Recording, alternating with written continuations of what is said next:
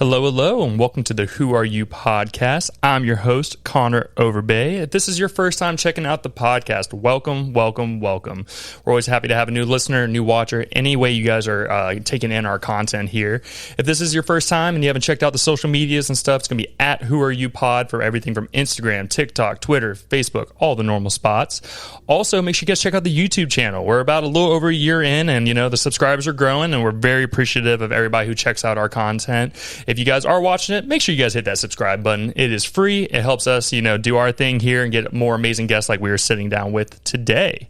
But as I said, we're sitting down with an amazing guest today, someone who I've been aware of for a while in the art scene, all throughout Jacksonville, someone who's very, very involved in our local community. Today, I'm sitting down with Metamorphvic, as we were talking about before.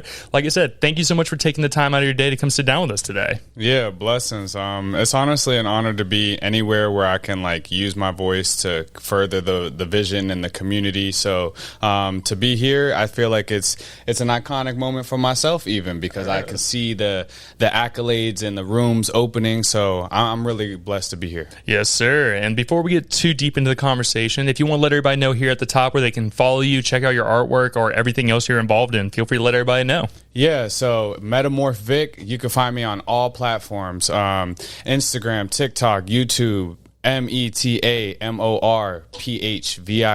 Metamorphvic. You can find me. I promise you that. Yes, sir. And make sure you guys check out the description of the podcast. All his tags will be in there so you guys can follow, subscribe, all that good stuff on there.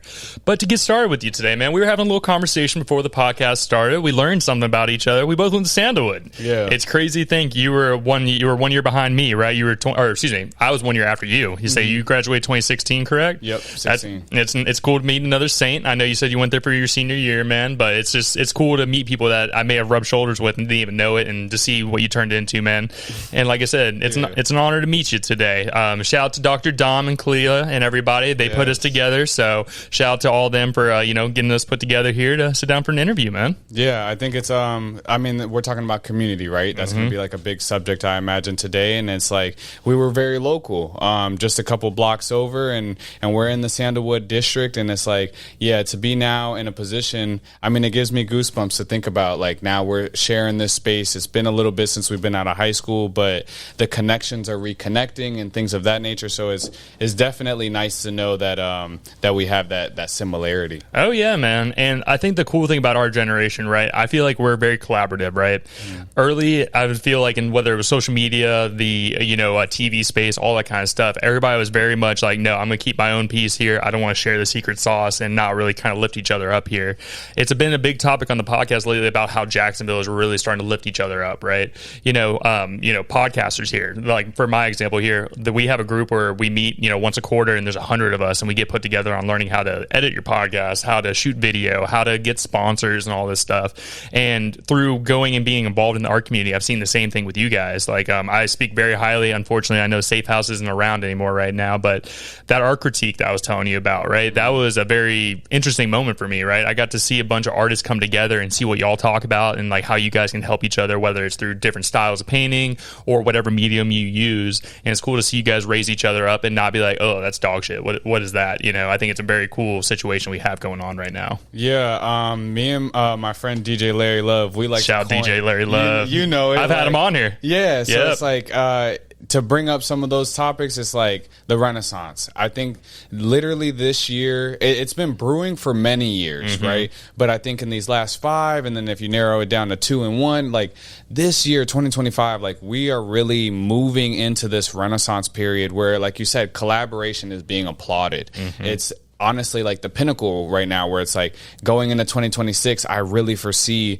a lot of people now seeing how they're established artists, seeing their realm, seeing their role in their lane, being comfortable with it, and then pushing that into collaboration. And I think lately, I've just seen that transform in the last 2 years that I've been back in Jacksonville. And it's very humbling to be a part of the system, but honestly, it's just man, it feels great. It does. I've been saying this for years now. Jacksonville's the next city up, man. Oh yeah. Like I feel like we can definitely rival with California. We can rival Miami, Tampa, all these other little cities or states and everything. Jacksonville's really getting put on that pedestal right now. You know, we're one of those cities now where a bunch of people want to move here, right?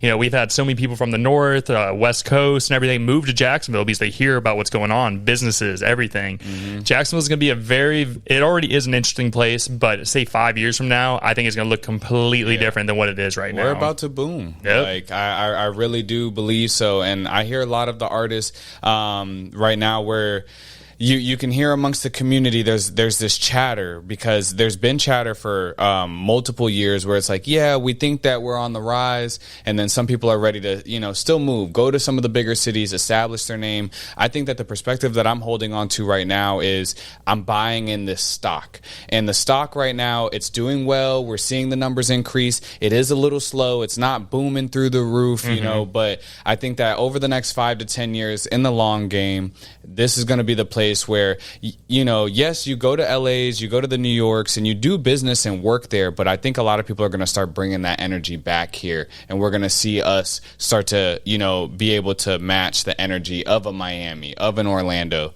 and people are going to be coming from all over the nation to come visit and see what's the big hubbub about Jax. No, I 100% agree, man. Whether it's sports, art, you know, community stuff, all that kind of stuff, man, it's really growing. And like I said, I'm proud of our city. You know, for a while there, I've told people this 1,000 times. Like, I wasn't the biggest fan of Jacksonville growing up. It was a smaller town. There was some stuff to do, but you had to be 21 to, you know, if you want to go to the beach bars and go party and stuff, you got to be 21. And besides that, there's the beach and like some lakes and rivers around, right? You hit the malls. Yep. Like they're growing up. It wasn't really a whole lot of stuff kind of going on, and I think it had more to do with like the how spread out our land was, and you know, so if you were on the west side in Orange Park, you probably weren't going to the beach too often because it's a 35-40 minute drive. Like, people don't understand how big Jax is in that radius. So I think now that there's so many different pockets, there's the riversides, there's, you know, like there's just multiple different things where you can go to, and you don't necessarily have to leave Mandarin. You don't have to, right? The ecosystems and the communities are growing on every side of town. No, I agree with you, man. And I tell anybody who's not from Jacksonville, say who's just got here recently, whenever I talk to them, like, we're kind of like New York where it's boroughs, right? There's boroughs of different communities, and, you know, we have every kind of ethnicity, every religion, every kind of person really in Jacksonville. Through sitting down doing this podcast, I've learned that, you know, we've had every kind of person here. And I think it's cool that Jacksonville really is that melting pot of different states, different cultures, and all that coming together and being able to work together and, you know, be symbiotic with each other or collaborative with each other. Yeah, agreed. And speaking of that, you know, we were talking before the podcast started. You said you're not originally from Jacksonville, right? You moved here a little bit in a later date. Where are you originally from? I mean, I'm a military kid, so I've kind of grew up a little bit of all over. I was born in New Jersey. I have a lot of family out of Georgia and Atlanta area. But when I was in the second grade, I moved down to Jacksonville. My father joined the Navy, and when he joined, this was his, you know, the home base. We kind of went back and forth between NAS Jax and the West Side area as well. So we were just kind of going back between the two bases. So that kept us here for almost 7 years. I moved away right after freshman year. I did 2 years in Virginia, and I was living in Virginia for a little while. And then for my senior year, I moved back to Jax, and I graduated from Sandalwood. Nice, man. Nice. And what were you like as a kid, right? Like, obviously, seeing what you are now, I feel like there was probably some artistic like value back in the day, or was this more something as you got older, you found a love for it? Definitely an older passion. In my early years, I was focused a lot on school, basketball. I'm an older brother, so I did a lot of like more responsibilities into the house. I had played sports, not anything too crazy on any teams or anything. I was always active. Outside, you know, outdoorsy, adventurous, but I didn't do too much in the art scene. Gotcha. I took an art class, you know, because it was kind of like a curriculum-based thing. And outside of that, I don't have like, you know, these sketchbooks of old pieces or like things like that. I had like a handful of drawings that showed that I had some talent, but nothing that I necessarily wanted to hone in on. Gotcha. Yeah, I was really focused on my academics, and I loved to play basketball a lot, so I was always in the neighborhood, very community-based A's kind of guy. But it wasn't until my later years, after I graduated high school, I spent some time in the Army. I did 5 years in the military. Thank you for your service. Yeah, you know, it's definitely a sacrifice that the people pay, right? Is what we like to...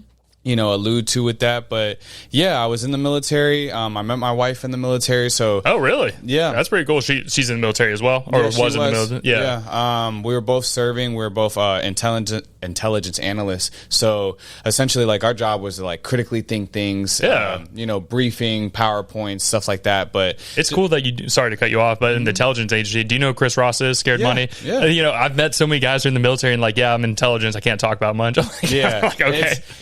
It's an interesting field, but to give you like the synopsis of it is just, if you had to critically think how our systems would move, or you know, what different forces were doing and neighboring nations and stuff like that. Gotcha. It's a lot of political jargon. You had to speak a certain way. You had to present things a certain way. Really just a reformed version of critical thinking is the way that I like to think about it. Gotcha. So it definitely taught me a lot of the skills that I still implement today in my branding and my marketing. So it was quite a time to be serving. I was in Washington State, so I was able to like visit the West Coast because primarily I was on the East Coast most of my life. So I spent a lot of time in the West Coast, LA, Washington State, Oregon, all of those things. And in that time frame, I really learned that, you know, some of the values we were talking earlier offline, just like values in work, especially when you're young, you're ambitious, you're looking to be able to sustain yourself and, you know, to gain new experiences, but that comes at a cost. And for me at that time, I was willing to sacrifice more so, myself to the nation, right, to serving, and that allowed me to experience a lot of different things, but it also helped me align myself in the values that I follow today. Understand. And so you obviously said you did like 5 years, right? What made you just want, is that one contract, correct? 2. Okay. And obviously, you know, we were talking about this being a Navy town. What made you decide to go to the Army? Grandfather was in the Army. Okay. But honestly, it was just opportunity. I was working at Sonic off of 103rd. Yep. And as I'm working there, I was talking with the Navy recruiter. I was, you know, doing my ASVAB, doing the whole thing. I did ROTC growing up.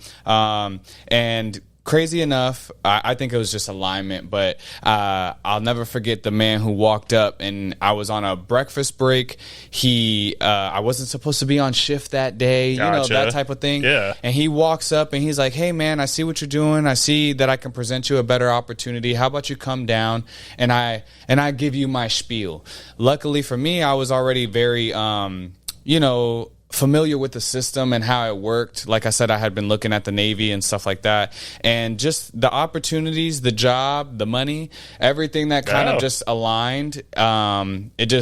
It clicked, and from that conversation, I left 2 weeks later. Really? Yeah. See, man, I've heard those stories a couple times now, man, and it's just like, that's a big jump, right? Yeah. You know, like for me, I'm not a veteran, but you know, I have family members. Like my stepfather was in the Navy, his father was a Marine drill sergeant, and you know, so on with some family members, and they're like, they have similar stories. So they're like, I just jumped in and went for it. I'm like, maybe it's just me. It's just, I guess I'm just not that, just all right, I'm gonna do it kind of thing. But like I said, respect to that, man. That's awesome, and obviously it's been fruitful, right? You met your wife in there and everything. How long have you guys been married for? Over 7 years now. Really? Yeah. Good for you, man. It was almost like right out of the gate. Yeah. So I was just about 20, or we were about to turn 20 that year. I turned 27 in the next coming months. So it's like, yeah, we're coming up on our 7th year anniversary at the end of this year. Congratulations, man. Yeah. That's huge. And like me and my wife Shannon say we've been together we're 9 years now, going on 10 years, been married for 2. You know, we met, me and her met when I was 18. She was 19. She was going to college. I was, funny enough, I ended up taking over her store. I was a restaurant manager for Five Guys Burgers and Fries, and ended up moving over to her store and taking over that store. Became friends, and then, you know, one thing leads to another, started dating, and 1 month in, she moved in with me, and we are where we are now, man. And very similar to us. Yeah, and at like where I sit now, I would never even thought that this was possible, right? You know, as you get older, you're always like, how do people figure it out? Like whether it's leasing an apartment or buying a car and doing all this stuff, and it's just kind of like you figure it out. Yeah. It's just one of those things you just kind of keep going. It's been very organic, which I think that is like a testament to the love being real. Anytime that I like to always talk to my friends when we talk about marriage and stuff, and it's it's an interesting subject because it is difficult for many people. People are, you're looking for the love, you're feeling the lust, all of these things, our age, it all plays in like a factor. Of course. And I think for me, it's faith driven. As I look through the years, we had multiple, I would say, just testaments to our relationship. And it was around COVID time frame when we really like locked into each other. The world shuts down. I had been with her for a couple of years now, and I was like, man, at that rate, we were learning things about each other and how we wanted to survive and move forward past this type of time frame. So I'm always, although COVID had an interesting perspective for the world as a whole, it was very eye-opening for me. Of course. And beneficial, honestly, because it gave us time to focus on ourselves, on each other, on that solitude. And when we came out of that, we really blossomed into this relationship where that was around the time that I had just signed my second contract into the military. And, we were taking another leap of faith into this thing. We actually moved down to Florida where I did like my second assignment. And, it was a new perspective for us. And I could tell that, someone who was willing to do this with me and kind of move through all of these different obstacles, we were in it for the long haul, you know. I wasn't really like necessarily looking for the thing. It's just you get to a point in a relationship where sometimes it's not. We laugh at each other and we're always like, I don't want to start over again. I say that all the time. Like, I could never. I can't. Yeah. I've taught you so many things about me. I've learned so many things about you. And I think that once you kind of get past the whole, like, a lot of people are stuck on physical attraction and all of these things. Like, once you understand that all of those parameters are met, then you're looking at the deepness, the substance, right? The depth in the relationship. And now we just focus on that. How can we build each other? How can I help you get to your vision and vice versa? And it works. Yeah, that's a beautiful thing, man. And I'm the same way. Like, out of my friend group, I was the first one to get married and been in a longer relationship and stuff. And like, they always ask me, like, how'd you know? Or like, what makes your marriage work, right? And I tell people all the time, I'm like, man, you got to talk to your wife. You got to have that communication. Shannon can look at me and know what I'm thinking. Whether we're like in a social situation or anything in between, is just keeping that constant line of communication. And if there's days that we get on each other's nerves, that's everybody's relationship, man. I'm not perfect. She's not perfect. But what we do together is perfect, right? Is the way I look at it. I describe us as two broken toys that kind of found each other, right? It's one of those things, like, she had an interesting upbringing. I did as well. And we both kind of talk to each other about that, and we both were like, oh, we're both a little fucked up. We both have traumas and damage that came with us, but we were willing to work with each other and figure out those things. And there's certain things that trigger times and all that kind of stuff. And like with Shannon, for example, and she's told this story on the podcast, so that's why I'm comfortable saying it. Like, her father died when she was like 3 or 4 years old in front of her. And obviously, growing up without a father, that's a huge thing, especially for a daughter, right? That's usually your first love. That's the man that teaches you how a man should treat you as a person. And, they should open the door for you. They should be respectful to you as a young woman. And she had to kind of figure that out through her strong mother, her sister, and everything. And when she told me that, I was like, oh, that makes my life sound real easy. I come from a divorced family, fighting over stuff and, other things in the past. But through us talking through things and kind of getting to know each other a little bit more over the years, it was a very strong thing, is communication, right? I'm also big on not going to bed mad. That's a very big thing for me. We may not be perfectly agreed on whatever we're arguing about, but we can sit down and have a conversation with each other. I'll let her say her piece, I'll say my piece, and we can talk over through things. And I think that's a very powerful thing, where a lot of people get into one fight and they're like, all right, it's over, I'm done with this. And I'm like, man, if you really want to be married, you gotta fight for that love and continue dating that person. Just because they have their ring on it doesn't mean they like feel loved or feel all that. You have to continually do that. And it's something that I've worked on for a long time, and same with her. And it's a cool thing. Like, out of everything in my life that I am most proud of, my marriage is the thing I hold tightest to me. Yeah, I would agree. I think, it's funny as I'm hearing how you guys come together. I'm always like analyzing different relationships that I come across so that I can take them back to my relationship and just kind of show this compare and contrast, right? And for me and Sam, it's been at a point where it's like we realize the biggest thing comes down to values. Yep. The things I've already seen from you is like, okay, communication is key. Those values that you set to me as like the man of the household, but also just like as a partner in a relationship, I sit down and I'm like, man, like, we talked about family upbringing offline, and it's like, yeah, like to be able to lead and to be the, kind of like this guardian for children, or, like we're in that age bracket now where the conversation is just shaped different. Yep. And I think that lately with me and Sam, the funny thing has just been like, we never thought that we would get to that phase, to these things or wanting these specific things. But when those values align, when you have that open line of communication, when you guys see that you want similar things into the future, the waking up every single day and choosing love is almost like, it's like, I say it's a blessing, but like I'm literally grateful for it. 100%. Like 100%. it gets to a point where you're like, man, like, okay, I'm waking up and yeah, it's not this easy cut, cookie cutter kind of thing. It's no, I wake up and I choose you, you choose me, we're choosing this life, and the things that we have built, we've made these decisions together. Like I'm not looking to throw that away because you did this or I did this. And, we have this mutual level of respect for each other that line or those boundaries aren't being crossed. Exactly. So, yeah, communication, the verbiage that you use with one another, willing to learn with each other. Those to me are some of the hardest values. But when you find someone that you're willing to constantly, battle those traumas and things, like, yeah, it's worth the time. It is, man. And that's the thing. It's like with me and her, like we're business partners. Like outside the podcast, we have a promotional products business. So like make shirts, hats, whatever you want and all that stuff. But even just besides that, I look forward to coming home. Whenever I'm going out, like a big thing I'm involved in, I like to do outside of, work and everything. I'm an avid golfer. I'm an avid, like just going outside and doing things. And I always, whenever I imagine what I'm going to go do, she's involved, right? I want her to be there. It's not a drag to bring her with me or that's my friend, man. Yeah, that's what I'm saying. Like my best friends who like I've known for 20 years, like that's her friends. And like I know any of my boys would drop anything if I called them like, hey, my wife's in trouble, I need you to do something. They'd be out there in like 2 seconds kind of thing. And it's a beautiful thing, man. I think relationships are, because of screens and because of what you see on social media, people take relationships very lightly.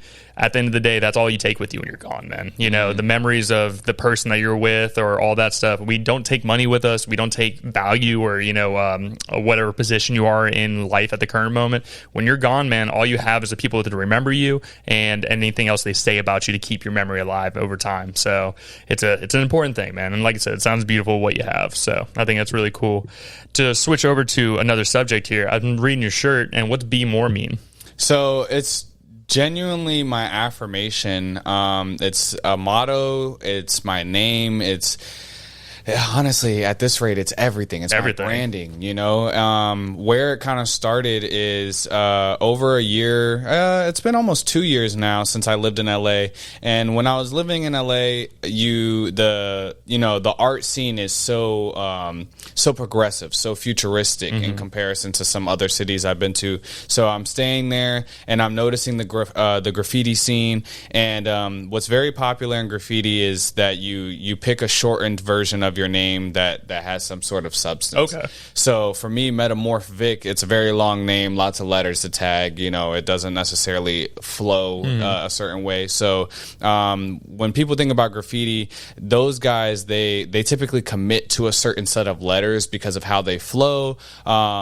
And for me, I pretty much took the MOR from my name more. I didn't really like the meta portion because of how things were kind of turning. It was like that Facebook era and stuff. And putting your actual name. So for me, Vic or Victor is like, it's giving away your whole alias. So the MOR is what stuck for me. And I was working on a piece for a friend of mine. His name was Bradley.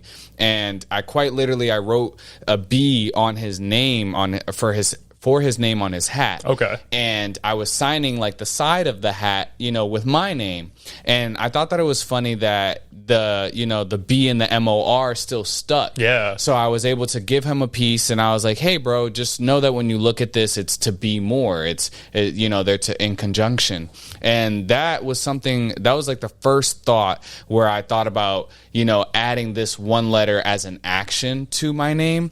Over the years now, I have just really started to say, you can be more. It's a full mantra and affirmation, but I use it in my work, and I put it on my clothes so that when people I always like to, think of my branding as bold, in your face, very colorful. So I think that when you can read across my chest this thing and it makes you think, some people will ask me, does it stand for Baltimore? Does it, yeah, gotcha. Just like these different variations, but it's a conversation starter. Exactly. So for me, I'm like, it can be whatever you initially think, but at the end of the day, if you ask me the question as a business owner, I like that because I'm able to use that as a pivot point and be like, no, let me tell you about this. So no, I like that, man. I think it's really cool. And I love the meaning behind that. And it's kind of similar with the who are you, right? I didn't want to be tied down to a specific topic of what we talk about. And that's why like who are you meant something to me, right? It's who are you? And that could be anything, right? Any kind of conversation, whether it's business owners, entrepreneurs, nonprofits, all that kind of stuff. It was a similar thought process there as well. It's like, I want someone to ask me what that means and why is that the name of your show? Because as you said, it's a conversation starter. Yeah. And it's hard going out there in public, man, going out and talking to people and getting into the networking side of things. It was a skill I had to learn. I am a very what's the word, extroverted person. So like I don't really have a hard time making friends when I'm out in public.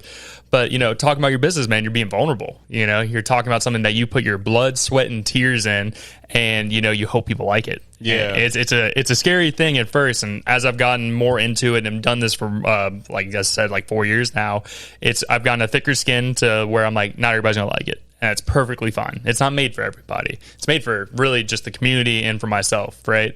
I get so much out of doing the show and doing and talking to people that, like, even if this doesn't turn into the Joe Rogan level thing, it's something that I feel like can still be like a historic value in the future of Jacksonville, right? Be like, hey, this is when social media was really getting big and started posting stuff.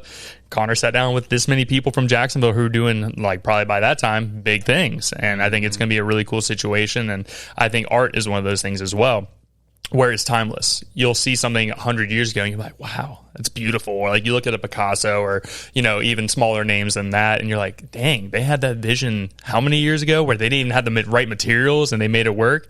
I think it's an amazing thing. And obviously what your art is, I love bright colors. That is like a big thing for me. I love seeing different kinds of artists. Like obviously we were talking about John Hawkins here. And I think that's what makes it stick out. And obviously with like anything's a canvas for you from what I've seen. Like we've seen everything from like the truck that we were talking about, the trash truck and everything. And I believe it said Duval on the side, right? Yeah. And like it was bright yellow and all that. Yeah. So where did you get that idea, and how do you commission a piece like that, right? Because is that a working truck where it drives around all day and does this thing? How'd that come to be? Yeah, so I think that to tie it in is like it reminds me of how you were saying the who are you, does it turn into Joe Rogan, right? And I think that it does because we cement ourselves in choosing something for us as artists, and then in time, inevitably, I believe it's almost undeniable because you've put in so much effort, it transcends, right? So with the truck, the crazy thing for me is that I was just doing what I wanted to do, and the job came. Okay. That's kind of how a lot of my jobs really come to me. I believe it's very much in alignment. Everything for me is energy based. So last year when they were doing, or earlier this year when we were doing the mural jam for Phoenix Jacks, I had the opportunity to be able to paint the studio building for the first time. Oh, wow. Yeah. So there it you was go. Very much like, I had just joined the studio. They're like, hey, this is the wall for the window of your studio. Why don't you paint the wall? We're looking to bring some paint to the building. Do something different here. They hadn't done that over the years. They had left that building blank. So I was the first one to be able to christen the building with a series of portraits that I ended up creating. That's sick. I like that. It was And was that the multiple ones I saw on the wall, like Yep. the different faces and the different people and stuff? Yeah. That was awesome, man. I loved the work. It was, and I appreciate it. It was honestly like, you know, as an artist, it's kind of interesting when you bring up like the Picasso thing, where it's like we are kind of doing things in the moment to learn a lesson.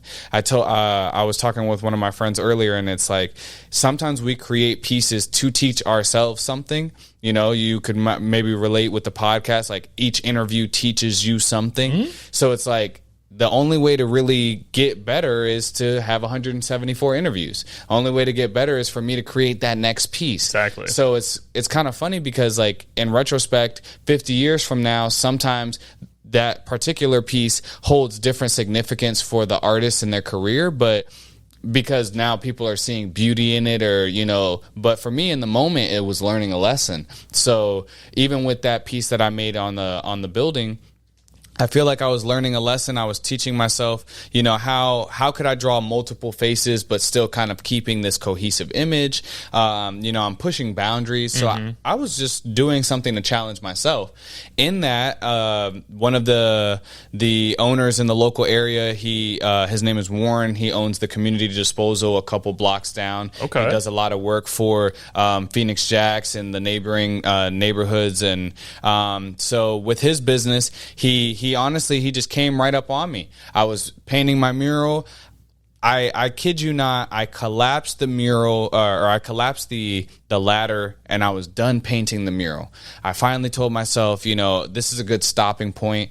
That's how I like to think about my artwork. Not that it's necessarily complete, but that I'm finished learning that lesson. Gotcha. So I found a comfortable stopping point. I collapsed the ladder, and I turn around. I see someone behind me. They have on this orange shirt, and I'm like, oh, hey, man, you know, just being friendly in the neighborhood. You know, I'm now a new resident, and apparently he owns this company. And so he's like, hey, I have this garbage truck. It's brand new. And that's kind of like the interesting thing about this project is that you can't necessarily, or at least he didn't want to necessarily use a garbage truck that was already used, because then it has the smell, it has, you know, it's tainted. So he was like, I'm in an interesting position right now. I have a brand new truck. I don't need it to go on the line. That's the key, right? Gotcha. I don't need to use it right now. Can you paint it before I need to use it? So the timeline was very condensed. It was quick. But he just walked up and he saw my skill. He saw what I had. And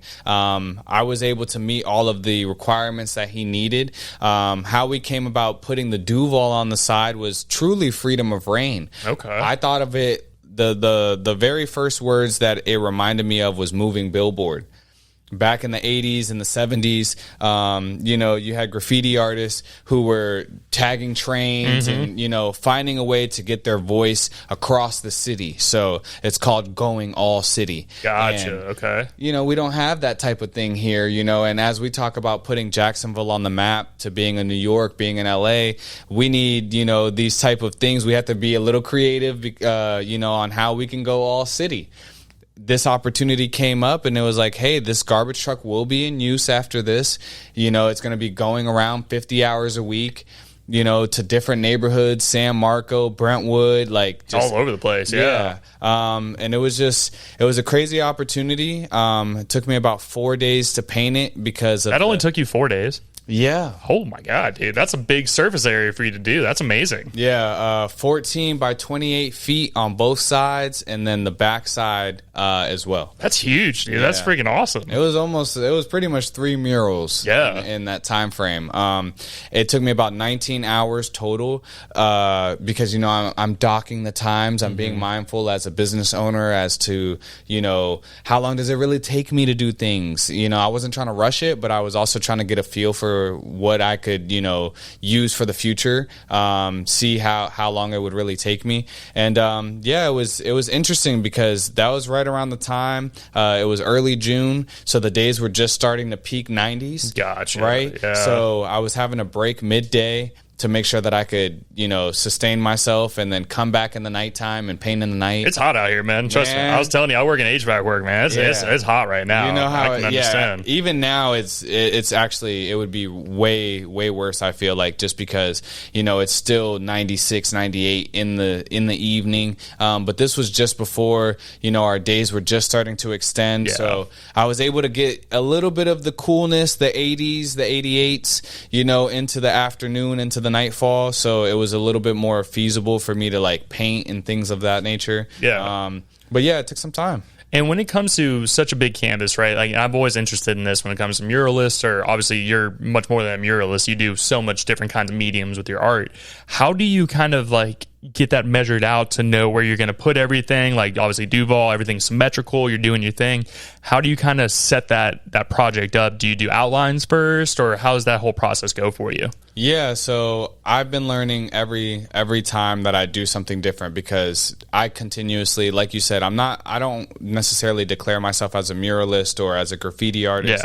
I'm this over-encompassing artist because I put my artwork on any medium. So this was the first time ever putting it on a truck in comparison to a wall. Multiple different ways, different patterns that I use for each side. So for some sides, like the Duval side, I use a projector. Okay. I was able to just really back it up and get this outline going. For the back side, I used the doodle method. So you're really kind of writing different letters down, and then you're kind of drawing out a design. So for each side, I used different methods. On the other side where you see the Jaguar, I free-handed that. Really? Yeah. Wow. It was just kind of like one of those things where like I knew how to draw the character, so it was like, okay, I practiced it a couple of times on my iPad, different forms, getting some sketches, and then I just kind of took the marker, sat up on the ladder, and just kind of spaced things out as to what I wanted to be able to see. And that was honestly one of my favorite sides, because it was really my freedom, right? It has a galaxy print, so it wasn't really like anything super specific. I got to kind of just do what I wanted to do in the moment. So yeah, that's kind of, those were the different techniques that I used. And I think that was what was important about the truck, and taking that job and that mission on, was to push myself and my boundaries and see like, okay, what techniques do I need to use? What's important here? So. It kind of tests you and like your skill level, right? Oh yeah. No, that's amazing. And like I've sat down with another muralist. His name's Jason Tetlak here in Jax, and he's done like a bunch of murals around town. And yeah, I'm familiar. Oh, you are? Okay, perfect. So like was sitting down with him, like he's a world record holder for one of his it's the one with the Beastie Boys, right? It's like a 3D one, so you wear glasses and they like kind of move and stuff. And that was always the thing for me, like seeing what you do and what other people do. It's like the spacing, so it doesn't look weird, right? That's where it throws me off. I'm like, I wouldn't even know where to start. And I know some people do grid systems and a couple different aspects or different kinds of techniques, I guess is more the word.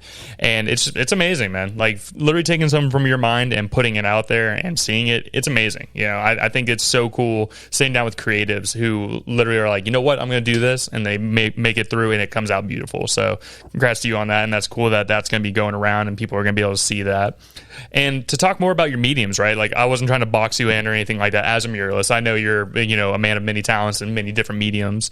How do you, I guess, really choose like materials, right? Obviously there's spray paint and there's not markers, what are they called? Not crayons. What would you call those? Like the brand specific, but yeah, they're like paint markers. Paint markers, like okay. Yeah. Sorry, I wasn't just trying to dumb it down. Yeah. But like, choosing those different kinds of materials to get the look that you want, because with me looking at your work, I find it interesting in just your line work, right? Some of your, say like the murals or some of the not caricatures, but like the, what would you call it when you paint someone? I'm sorry. Yeah. Caricature. Is that caricature? Yeah. So like your line work is interesting. I think it's cool how you kind of fill in the body and it looks like different strokes of whether it's paint, whether it's the markers, all that kind of stuff. I find that amazing. How did you kind of get to that being your style, right? How did you create your style? Was it through seeing other things and kind of putting things together? Was it more of just like that's what you see in your head and you're like, all right, I'm going to do it this way? Yeah, I would say it's an evolution. Okay. Yeah, like when I initially started doing art as a whole, it was collaging. So it started off with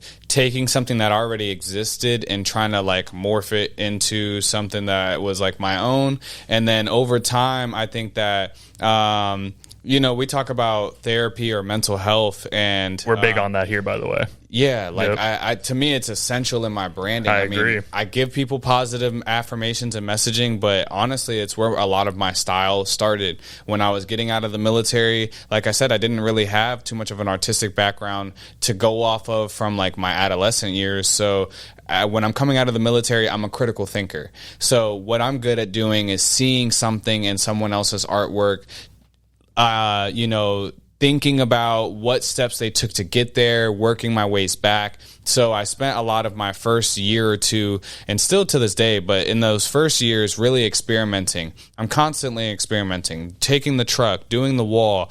How can I let the canvas kind of speak to me, because most of the times it sets the parameter. Yeah. Painting on metal versus painting on brick, certain textures apply faster, other things, so sometimes it's better to use spray paint because it's easier to adhere to, understand, longer lasting, it's faster. So when I'm on a time crunch for the truck, it's metal, spray paint's fast. Yeah. Now, yes, you still have to be, kind of, what's the word?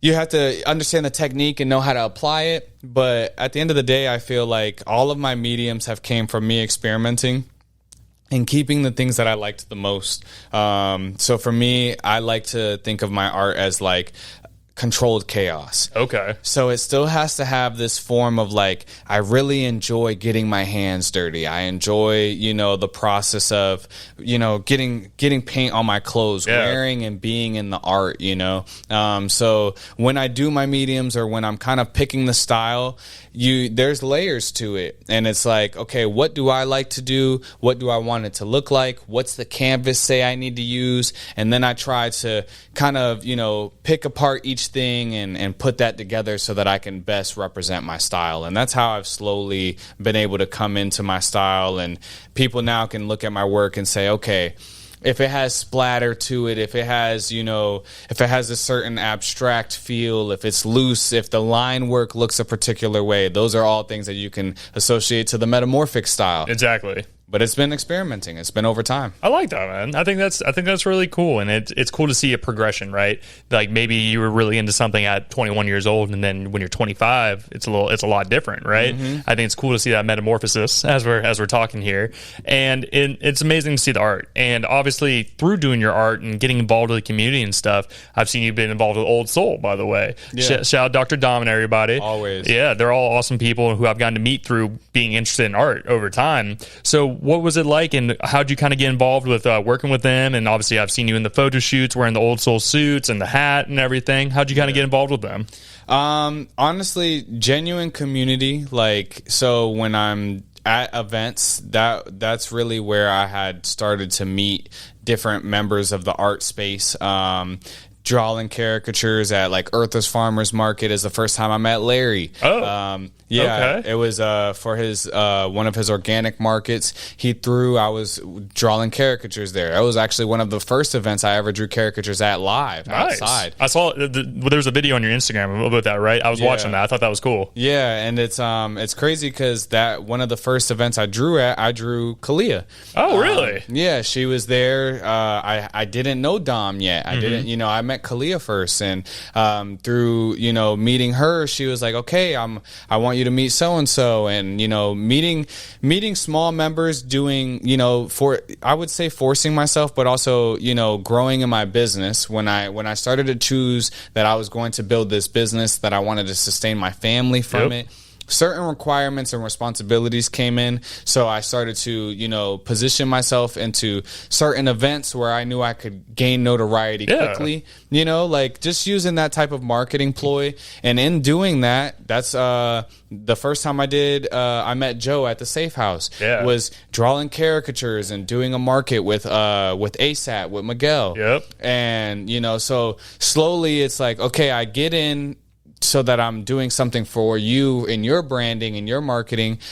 People would see me doing social media and, being active in that format. So then, they talk to me, I'm talking to them, I'm doing offline one-on-one meetings. And over time, a lot of the relationships that I have to this day where I'm doing things with Old Soul and partnering with them, I've genuinely just built with, autonomy relationships, just, meeting them through one thing, but always checking in on the community and just, building these relationships just offline. And networking's huge, man. I say to people all the time, your network is your net worth in a lot of ways. It's not everything, but it can make things easier, right? Like a lot of people, including you, right? You were recommended to me by Dom, and I was very grateful that he was able to put us together and we were able to set this up, right? It's an amazing thing, and it's cool that there's people out there who are wanting people to win, right? Like we were talking about collaboration. I feel like that's a big part of our conversation here today is the collaboration side of things. People don't have to do that. That's the one thing. So whenever someone does take the time to put me in connection with someone who I've been looking at for the podcast for a while, or even maybe I'm not even aware of the person, and I look at it, I'm like, this is fucking cool. I want to sit down and talk to these people. And they're great people, by the way. We've had them on twice now. One was their first Wind Down Wednesdays when they were doing that for a little while. Yep. They're still doing it, obviously. I just know it's a little bit on the back burner, but it's cool to see their progression, right? They just welcomed a new baby into this world. They have their business up now. They're working with people I've had on the podcast, like Sean Wolf from Limitless Wolf Co. and everybody. Yep. It's just cool to see how everybody's kind of crossing lanes and being able to be involved in that, right? Yeah. It's a cool thing, man, and it's cool to see the cultures coming together as well. Like whenever I go to these events, it's not just one kind of person, it's every mix of person, and which I think is really cool and is important for Jacksonville, right? We have a mix of people here. Everybody should feel comfortable coming in and being involved, right? And my favorite thing is being a white guy, right? Going into the rooms, I have no problem. I love it. I love going in and shaking hands and learning about other cultures that I may not be privy to, right? Growing up here in Jacksonville, I was lucky enough to, I played basketball growing up as well. And I've been around every kind of person you can think of, every ethnicity, sexual orientation, whatever it is.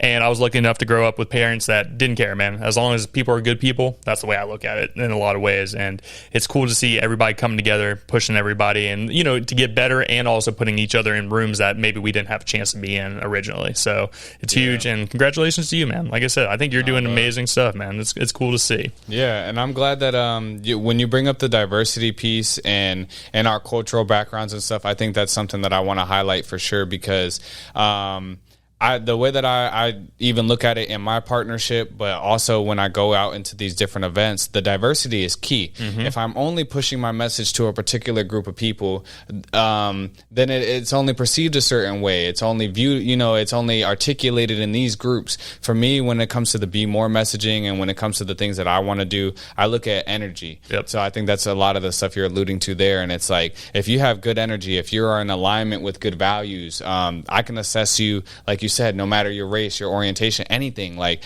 I'm really looking for my message to be able to be in rooms where it's for everyone, by the people, for the people, and the people is everybody. Anyone who's willing to tune into that frequency. And a lot of the members that we're talking about, the Sean Wolfs, the Old Soul, like everybody that we bring up is in that alignment, which is what feels like we're in that Renaissance period where it's like, man, we're hitting the Spider-Man meme. Yeah, and it's like, and it's like we're all feeling each other, and it's like, the things that you're saying and how you and your wife are moving, we're moving the same, and it's, Dom and Khalid, they're moving in that, like the autonomy is just, it's so much in the water here that I really think that it's undeniable that the city doesn't grow, because it's like, man, we're all highlighting each other. I'm like, hey, I'm going to model for your company. Yeah. Because it builds on my frequency. It shows, and it's very helpful. It's beneficial to everyone. No, I agree, man. Collaboration is huge. That's how our show has grown, is through collaboration. I like to think me and Shannon are interesting people, but what brings the real inner to our show here is the people that we sit down with. I tell people all the time, like, this show's not about me. It's about who's sitting in the chair next to me. And I wanted to highlight the person, and I want it to be something that you can grow with, right? I want your art to be put out more. I want your, whatever you're you're putting up or putting out, I want that to grow, and I hope my show can do that. That's always my main goal, right? You know, we're lucky enough, like we were bringing up the mental health side of things, like we're lucky enough to have sponsors and all that stuff, and that's great. I don't live off of it in any way, shape, or form. I do this out of just because I love doing it, right? And it sounds like similar to you as well. Obviously, it helps provide for your family and does all those things as well, which is great. You know, putting your art out there, it's a bonus. It's a bonus. Yeah. But doing something that you love every day, I think, should be the main point to a lot of people. There's a lot of people that work a job every single day that they hate. They don't want to go in there. They, you know, half-ass it. They do 50% of it. And it's just like, I feel like that's a sad life, man. You know, we only get one, you know, obviously, depending on what you believe in, right? Maybe there is something after this. Maybe there's not, all that kind of stuff. You know, I take it every single day as trying to get 1% better every single day is the way I look at it, right? Oh, yeah. You know, I'm not perfect in any way, shape, or form. And just to bring back to like the marriage conversation, right? I'm sure you understand this as well, is like, some days, you know, a lot of people think that marriage and all this stuff is 50-50. It is not. You know, some days it's 80-20, some days it's 60-40. You're there to fill your other person's cup or pick them up wherever they're laying down at that current moment. Yeah. And I think that's a very important message to people, even with your friends, right? Like, oh, sorry, there was thunder. I was like, what's going on? But all that stuff, it's a very, very important thing to sit there and help lift each other up. There's so much stuff in the world that people want to point out and, you know, drag people down for, whether it's like if we were talking about race, sexual orientation, religion, all that stuff, man. It's just like, we're all human beings, man. Let's all help each other. Let's help each other grow, right? There's so much money in the world, so much other things in the world. Yeah. Let's just bring each other up and help be supportive, and that's when the world will be a better place, in my personal opinion. Dude, I agree 1,001%. And it's like, I think the biggest thing that I get from all of that is intentionality. Yep. Right? If you choose to move with the intention of love, oh, we are boundless. Like, yeah, and I shout out Sean. We are limitless. That's like, right. We are limitless. We really, the wolf. You know what I'm saying? That's right. Like genuinely, we really are. And I think for me, when I look at it in the scope of my life and in my career, I always love to bring up the military to people, because I tell people I was doing a lot of stuff that I didn't want to do, things that, you know, didn't align with my values and who I was. And when I chose to wake up and, you know, choose love, choose positivity in this certain messaging, I haven't let it go. And here I am almost 4 years later, and November will be my 4th year since transitioning out of the military. And I just sit back and I'm like, yeah, there's no way I'd ever go back to living life any other way. Like, I plan to look at this and these values and continue to evolve 50 years forward like this. And it took that experience though, right? Like, I talk about frequently with life, right? Life is like a book. There's chapters, there's many chapters in your life, right? You know, there's the ones where you're kids and, right, we don't really know much. And then we get to our teenage years and we think we know everything, but we don't. And then you get to that moving out stage, right? Or, you know, going to the military, or, you know, figuring out your career. That's one of the scariest things in life, is choosing, like, this is what I'm going to do every single day, hopefully for the rest of my life, depending on what you choose. And moving on with that, like, book, right? I feel like, you know, from 18 to where I'm sitting at now, man, there's 4 chapters in between there. You know, young, dumb, and not knowing what I want to do with my life, finding a person that I thoroughly enjoy, love to death, even to this day, obviously, and then getting married, and then now we're building life, right? This is really where I feel like the building blocks are getting laid down. Mm-hmm. You know, what you do every single day, the way you look at life, perspective is a huge thing. You know, through doing this show, right, I've sat down with people who I like, you know, I had a bad day at work, whatever it is, I'm down and all that. And then I sit down and hear someone like, no, I grew up in a house that had a hole in the roof, rats going through, you know, my parents got taken away, maybe they got arrested or whatever it is. I'm like, oh, my life's not that bad. What am I doing? You know, like, it's a perspective thing. Yeah. And I feel like that's where a lot of people, if they can just change the way they look at something, you know, maybe they'll take it, okay, this is a setback, I'm going to come back and do fine, and keep on going with that. The end of that book will be a lot brighter than what you're thinking it is. You know, life, those perspective shifts. Yeah. Yeah. No, I agree with you, man. And like I said, I appreciate your time today. Thank you so much for taking the time to sit down with me. So since this is your first time on the show, I always have an ending question with people. And when it's your first time, I always ask this. Do you feel successful? And if you do or do not, in what ways? I feel I'm absolutely successful because I have gotten to live through the days that I've gotten through. I've lived through all of those lessons, right? I was able to learn something. I haven't just continuously repeated these cycles over and over. So for me, 100% successful in the moments that I am now. I sit back when I'm, in my new apartment, when I'm looking at my wife, when I'm on shows like this, and I'm like, this is the measurement of success. Like, I think a lot of people, especially through social media these days, that perspective is a little skewed, right? And if you're not getting these real reminders, if you're not experiencing life and like being cognizant of what's actually like happening before you, you might feel like, yeah, the thing hasn't came, but the thing to me is life. I woke up today, I got to put on the things that I wanted to put on. I'm moving my body as well. I'm healthy. I'm constantly pursuing, like these values that I have set for myself. So I'm like, yeah, I am 100% successful in how I am currently moving. And I think that now it's going to be interesting to see the growth of what does my life of success look like? Since I have and I'm thinking about it to myself and I'm smiling, but it honestly like gives me so much more fuel. It's why the message, I think, to me like stands so true, because the message doesn't come with a period. It's progressing. I know there's more for me to do. So now with my successful mindset, what more could I do? What more, who else could I help? How could I grow for myself? And I keep that challenge open-ended for myself so that I don't stifle, so that I continue to dream and don't feel like I'm at some pinnacle, right? It's like a humbling factor as well. So very much successful. I think that's a beautiful answer, man. And that's why I always ask people, because everybody has a different answer. No one has answered it the same. Not one time through 174 episodes of the show. Everybody answers it differently, and I like your perspective, man. We all could want more. We all want more. That's life, right? We all want, things or positions or whatever it is. But taking that step back and actually looking at your life, right? Maybe you're not in the spot you want to be exactly, right? But keep pushing, keep moving, keep doing your thing, keep taking that next step to get to that position that you want to be, right? Life is ups and downs and lefts, rights, all that kind of stuff. But that's what makes life interesting. You never know what the next day is going to bring you. It may be a bad day, it may be a good day, but just take a step back, right? And I tell my wife this, and I tell my friends this very frequently.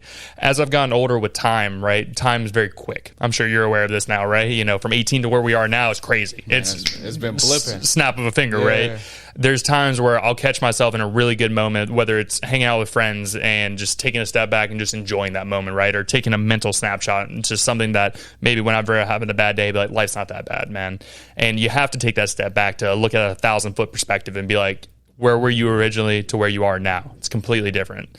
And you're building yourself. So I think it's a beautiful message, man. And like I said, I think you're doing amazing things. I look forward to seeing everything else that comes out here in the future. But before I do let you go, obviously, if anybody wants to work commissioned or any way, how can they get a hold of you, your social media, all that good stuff? Let everybody know where they can get a hold of you at. Yeah, absolutely. So whether it's through my website, through my email, Instagram, TikTok, DMing me, metamorphic.com.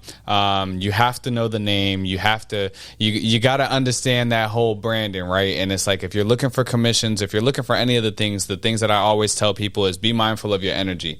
Why do you want it? What's your intention? Because those are all of the questions that I always ask myself. Does it align with my branding? Is it positive? So if you're looking for those things and you're looking for someone who is a hard worker, is energetic, is going to bring color and life into the thing that you are doing, or, and how I can help elevate your vision as well as mine, Metamorphic. You got to know it. Yes, sir. And make sure you guys go like, subscribe, follow on everything. Everything that he just described right there will be linked in the description, so you guys can click and go straight to the website, social media, all that good stuff. And if you guys do check him out and you checked us out from this interview, let them know the Who Are You sent you. I love when our people who are listening or checking out the podcast go and work with the people here in Jax that we sit down with. It makes me feel good. And like I said, I hope people reach out to you and get involved with you and everything. Great guy here. And like I said, thank you again so much for your time today. It was a pleasure meeting you.